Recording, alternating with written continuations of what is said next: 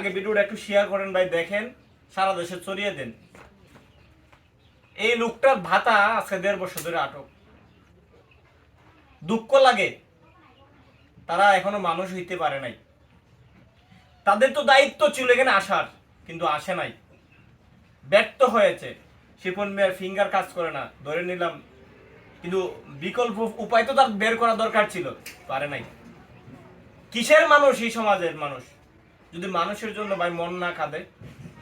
এই শিপন মিয়া এখানে পরে পরে কাঁদে, দুঃখ, এখানেই কষ্ট করে তার জীবন চলে। এই যে দেখেন মশা, উঠতেছে, তারাই বাস ক্ষমতা। এই যে দেখেন কি করুন। তোর কি অভিমত? কি আর বলবো, ওনাকে দেখার পরে যে একটা মানুষ অসহায় অবস্থায় পড়ে আছে, ওনার যে মাথার মধ্যে যে মশা মাছি উঠতেছে, এটা ছাড়াইবার ক্ষমতা নাই।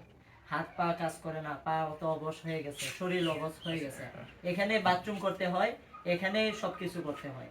এটা একটা খুবই কষ্টকর একটা অবস্থা।